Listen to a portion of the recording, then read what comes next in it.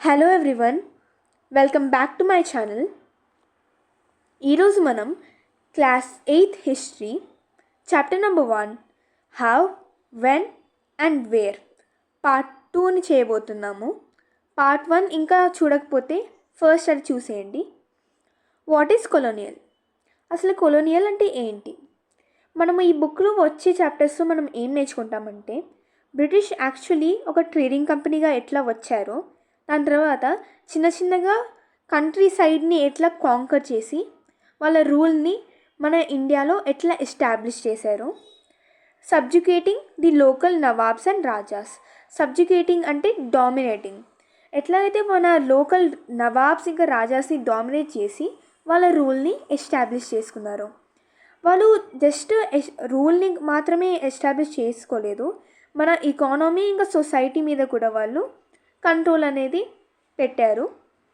మన దగ్గర ఏదైతే రెవెన్యూ అంటే ట్యాక్స్ని ఏదైతే కలెక్ట్ చేశారో అదే రెవెన్యూతో మళ్ళీ వాళ్ళు గూడ్స్ని మన దగ్గరే కొనుక్కున్నారన్నమాట. వాళ్ళకి ఏదైతే గూడ్స్ కావాల్సి వచ్చాయో వాటిని ఎంత తక్కువ ప్రైస్లో తీసుకున్నారంటే ఎంత తక్కువ పాసిబుల్ అయితే అంత తక్కువ ప్రైస్లో కొన్నారనమాట. ఎట్లాగంటే ఫర్ ఎగ్జాంపుల్ ఫార్మర్ నుంచి ఒకవేళ ఇండిగో కొన్నారనుకో, ఫార్మర్ని వాళ్ళు ఫోర్స్ చేసేవాళ్ళు ఇండిగోని యాజ్ చీప్ యాజ్ పాసిబుల్ వాళ్ళకి అమ్మేలాగా. అందుకని వాళ్ళు చాలా లో ప్రైస్లో కొన్నారు. నెక్స్ట్ ఫార్మర్ నుంచి వాళ్ళకి ఏ క్రాప్స్ అయితే కావాలో అదే పండించేలాగా వాళ్ళని ఫోర్స్ చేశారనమాట. అంతేకాకుండా బ్రిటిష్ రూల్ మన వాల్యూస్లో, టేస్ట్స్లో, కస్టమ్స్ ఇంకా ప్రాక్టీసెస్ టోటల్గా మన సోషల్ లైఫ్ని మార్చేశారనమాట. సో ఇక్కడ చూడండి, మనకి కొలనైజేషన్ డెఫినేషన్ ఉందన్నమాట ఇక్కడే. ఓకే చూడండి, when the subjugation of one country by another leads to this kind of political, economic, social and cultural changes, we refer to the process as colonization. ఎప్పుడైతే any one country ఒక కంట్రీని dominate చేస్తుందో, for example British ఎలాగైతే మన ఇండియాని dominate చేసి India పొలిటిక్స్లో, ఎకనామీలో, సొసైటీలో ఇంకా కల్చర్లో కూడా చేంజెస్ తెచ్చారో, ఈ ప్రాసెస్ని ఏదైతే ఉందో మనం దీన్ని కొలనైజేషన్ అని అంటాము. దాని తర్వాత అన్ని క్లాసెస్ ఇంకా గ్రూప్స్ ఏదైతే ఉన్నాయో ఇండియాలో అవన్నీ కొలనైజేషన్ని సేమ్ వేలో ఏమి ఎక్స్పీరియన్స్ చేయలేదు. ఫర్ ఎగ్జాంపుల్ మన నార్మల్గా ఫార్మర్స్ ఎవరైతే ఉన్నారో వాళ్ళకి కొలనైజేషన్ డిఫరెంట్గా ఎఫెక్ట్ అయ్యింది. ట్రైబల్స్కి ఏమైతే ఉందో వాళ్ళకి కూడా కొలనైజేషన్ డిఫరెంట్గా ఎఫెక్ట్ అయింది అనమాట. అందుకే ఈ టెక్స్ట్ బుక్ టైటిల్ ఏదైతే ఉందో అవర్ పాస్ట్ కాదు, పాస్. ఎందుకు ప్లూరల్లో ఉందంటే ఎవ్రీబడి ఎవరైతే ఉన్నారో ఈ అందరి పాస్ట్ ఒక్కొక్క చాప్టర్లో ఉంటుందన్నమాట. ఫర్ ఎగ్జాంపుల్ ఫార్మర్స్ ఒకటే కాదు, వేరే వాళ్ళు ట్రేడ్స్మెన్ కానీ రాజాస్ కానీ వాళ్ళు కొలనైజేషన్తో ఎంత ఎఫెక్ట్ అయ్యారో కూడా ఈ టెక్స్ట్ బుక్లో అనేది ఉంటుందని చెప్తున్నారు. ఓకే నెక్స్ట్ టాపిక్ చూడండి, హౌ డు వి నో? మనకి ఎట్లా తెలుసు? మనకి వేరే వాళ్ళ హిస్టరీ ఎట్లా తెలుస్తుందంటే మనకి చాలా సోర్సెస్ ఉంటాయి హిస్టారియన్స్ యూజ్ చేసేవి. అవి ఆల్మోస్ట్ 250 years క్రితం రాసినవన్నమాట. First administration produces records. So మన కొలనైజేషన్ని చదువుకోవడానికి మోస్ట్ ఇంపార్టెంట్ సోర్స్ ఏదైతే ఉందో అది బ్రిటిష్ అడ్మినిస్ట్రేటర్ అఫీషియల్ రికార్డ్స్ అనమాట. ఈ మన బ్రిటిష్ ఎవరైతే ఉన్నారో వీళ్ళు ఒకటి బిలీవ్ చేశారనమాట, రైటింగ్ అనే ఒక యాక్ట్ వెరీ ఇంపార్టెంట్ అని. ఎవ్రీ ఇన్స్ట్రక్షన్ వాళ్ళు వేరే అఫీషియల్స్కి ఏదైతే కమాండ్స్ కానీ ఇన్స్ట్రక్షన్స్ కానీ ఇచ్చారో, ఏమైనా ప్లాన్ చేసేనా, పాలసీ కానీ డెసిషన్ కానీ తీసుకున్న, agreement for example any raja Mughal king ఉన్నారనుకో, ముఘల్ రూలర్ ఇంకా బ్రిటిష్కి మధ్య జరిగిన అగ్రిమెంట్ కానీ, ఇన్వెస్టిగేషన్ ఏమైనా క్రైమ్ జరిగితే దాని గురించి వీళ్ళు ఇన్వెస్టిగేట్ చేసిన, వాళ్ళు క్లియర్లీ ఏమి చేసినా అది మొత్తం వ్రాసేవాళ్ళనమాట. ఎందుకు వ్రాసేవాళ్ళంటే వాళ్ళు బిలీఫ్ ఏంటంటే వన్స్ ఇవన్నీ రాశాక ఇవి చదివి వేరే వాళ్ళు దీని గురించి డిబేట్ ఆడుకోవచ్చు. ఫ్యూచర్ జనరేషన్స్కి కూడా మనం ఏదైతే రాసామో అది హెల్ప్ అవుతుందని బ్రిటిష్ నమ్మారనమాట. అందుకని బ్రిటిష్ రూల్ ఏదైతే ఉందో ఒక నోటింగ్స్, మెమోస్ రాసే కల్చర్ అనేది ఎక్కువగా ప్రొడ్యూస్ అయిందనమాట. బ్రిటిష్ రాయతంతో పాటు ఏం నమ్మారంటే వాళ్ళు రాసిన ఎవ్రీ డాక్యుమెంట్ కానీ లేకపోతే వాళ్ళ దగ్గర ఉన్న లెటర్స్ కానీ వీటన్నిటిని కేర్ఫుల్గా ప్రిజర్వ్ చేయాలని. సో ప్రిజర్వ్ చేయాలంటే కొన్ని రికార్డ్ రూమ్స్ వాళ్ళు కట్టించారంట ఎవ్రీ అడ్మినిస్ట్రేటివ్ ఆఫీస్ తర్వాత. ఫర్ ఎగ్జాంపుల్ తహసీల్దార్ ఎవరైతే ట్యాక్సెస్ని కలెక్ట్ చేస్తారో ఆయన ఆఫీస్ వెనకాల కలెక్టరేట్, కమిషనర్స్ ఆఫీస్, లా కోర్ట్స్ అన్నీ మోస్ట్లీ ఎక్కడైతే వీళ్ళు అడ్మినిస్ట్రేషన్ చేశారో వాటి అన్ని ఆఫీసెస్ వెనకాల ఒక రికార్డ్ రూమ్స్ని అటాచ్ చేశారనమాట. ప్లస్ ఇన్స్టిట్యూషన్స్, కొన్ని స్పెషలైజ్డ్ ఇన్స్టిట్యూషన్స్ కూడా కట్టారు. ఆర్కైవ్స్ ఎక్కడైతే ఇంపార్టెంట్ డాక్యుమెంట్స్ అవన్నీ స్టోర్ చేసుకుంటారో అక్కడ మ్యూజియంస్ కూడా కట్టారనమాట. ఎందుకు కట్టారంటే ఈ ఇంపార్టెంట్ రికార్డ్స్ని ప్రిజర్వ్ చేయడానికి. నెక్స్ట్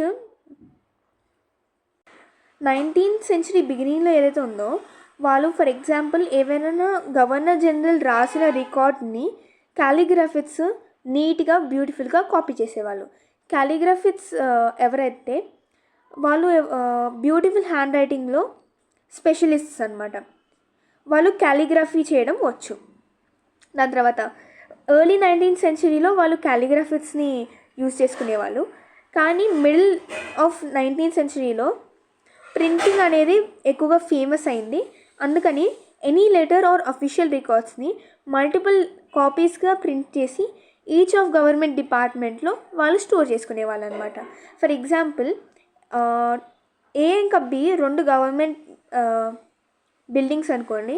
ఫర్ ఎగ్జాంపుల్ ఏకి ఏమైనా అయ్యి ఫర్ ఎగ్జాంపుల్ ఫైర్ కానీ లేకపోతే రెబల్స్ కానీ దాన్ని తగలపెట్టేశారు అనుకుందాం. అప్పుడు బీలో కూడా సేమ్ అఫీషియల్ రికార్డ్ అనేది కాపీ ప్రింటెడ్ ఉండిద్ది కాబట్టి వాళ్ళు ఎక్కువగా కాపీస్ తీసుకొని దాన్ని స్టోర్ చేసేవాళ్ళు. నెక్స్ట్ మనకు ఉందేమో సర్వేస్ బికమ్ ఇంపార్టెంట్. ఎందుకు మనకి ఈ బ్రిటిష్ రూల్లో సర్వేస్ ఎందుకు ఇంపార్టెంట్ అయ్యాయంటే బ్రిటిష్ ఎలాగైతే వాళ్ళు రైటింగ్ అనే యాక్ట్లో నమ్మారో సర్వేయింగ్ అనే దానిలో కూడా వాళ్ళు ఎక్కువగా బిలీవ్ చేశారనమాట. ఫస్ట్ వాళ్ళు ఏదైతే అనుకున్నారంటే ఏదైనా కంట్రీని సరిగ్గా మనం రూల్ చేయాలంటే ఆ కంట్రీ గురించి మనకి ఎక్కువగా తెలిసి ఉండాలని. ఇలా తెలుసుకోవడానికి వీళ్ళు సర్వేస్ కండక్ట్ చేసేవాళ్ళు అనమాట. 19th సెంచరీ ఎర్లీ 19th సెంచరీలో వీళ్ళు ఏం చేశారంటే హోల్ కంట్రీలో డీటెయిల్డ్ సర్వేస్ కండక్ట్ చేసేవాళ్ళు అనమాట. ఎలాంటి సర్వేస్ అంటే రెవెన్యూ సర్వేస్ కూడా. విలేజెస్లో మోస్ట్లీ రెవెన్యూ సర్వీస్ కండక్ట్ చేసేవాళ్ళు. ఎందుకంటే ఎంత రెవెన్యూ కలెక్ట్ చేయొచ్చు, మనకి ఎంత ప్రాఫిట్ వస్తుంది ఇక్కడ రెవెన్యూ కలెక్ట్ చేస్తే, ఇవన్నీ తెలుసుకోవడానికి.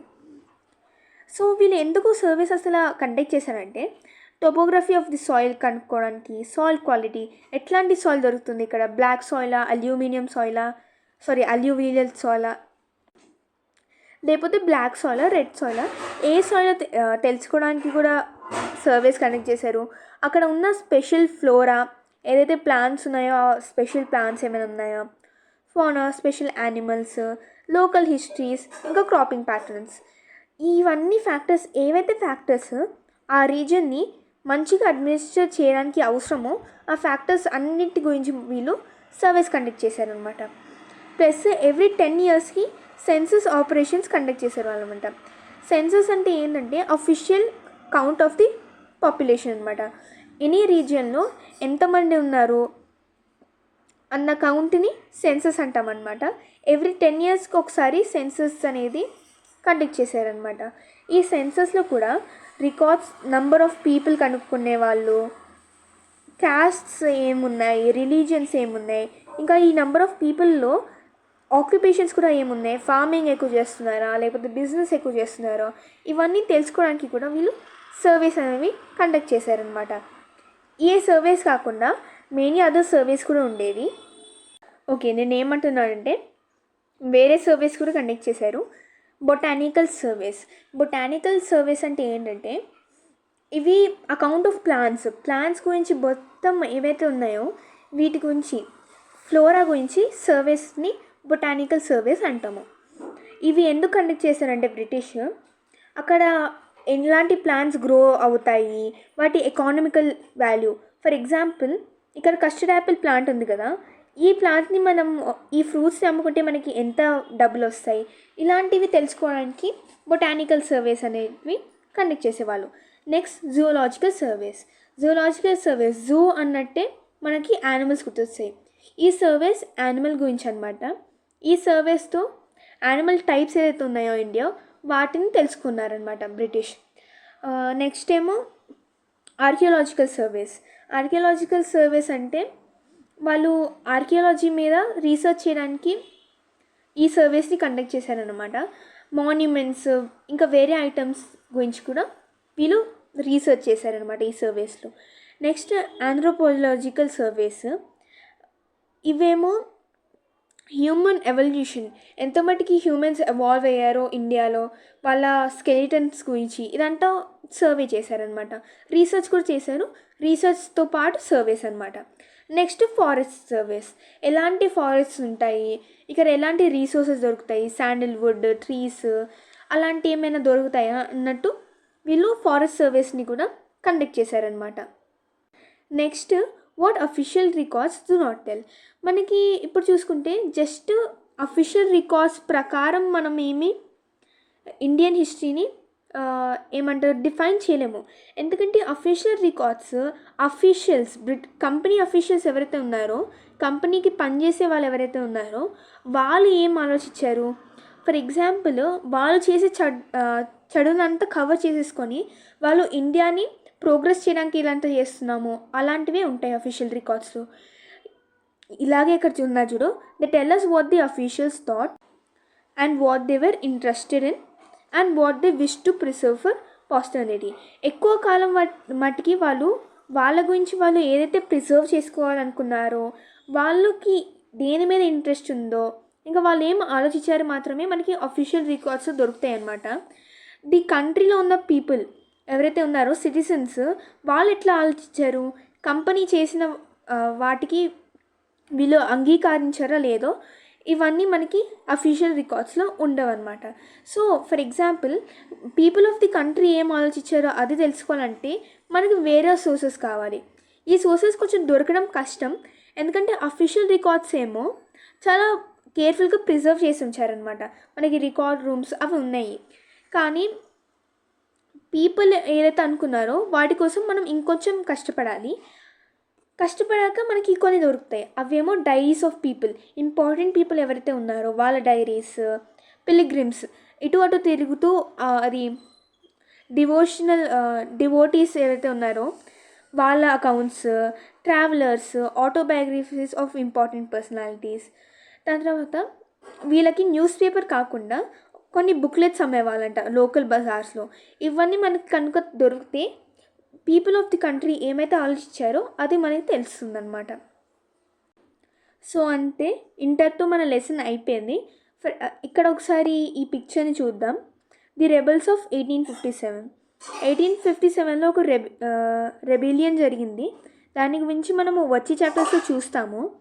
కానీ అకార్డింగ్ టు ఈ పిక్చర్ మనం చూస్తే ఇదిగోండి, ఈయన he's train to loot and they have all broad eyes అనమాట, బిగ్ ఐస్. ఇక్కడ బ్రిటిష్ ఏం పోర్ట్రేట్ చేయాలనుకున్నారంటే, ఇక్కడ రెబెల్స్ ఎవరైతే ఉన్నారో వీళ్ళు చాలా గ్రీడీ అనమాట. వీళ్ళు ఏదైతే చేశారో మొత్తం మనీ కోసమే. ఇంకా వీళ్ళు చాలా బ్రూటల్ అనమాట, వీళ్ళకి హ్యుమానిటీ అనేది లేదని బ్రిటిష్ పోర్ట్రేట్ చేయడానికి ట్రై చేశారు ఈ పిక్చర్ ద్వారా. సో మనము చాప్టర్ 5లో ఈ రెబెలియన్ గురించి నేర్చుకుంటాము. Thank you for watching. Please like, share and subscribe. Bye bye.